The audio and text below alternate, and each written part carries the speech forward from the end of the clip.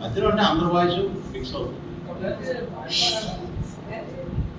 రాజా నీ సన్నిధిలో నేనుంటానయ్యా, మనసారా ఆరాధిస్తూ బ్రతికేస్తానయ్యా. రాజా నీ సన్నిధిలో నేనుంటానయ్యా, మనసారా ఆరాధిస్తూ బ్రతికేస్తానయ్యా.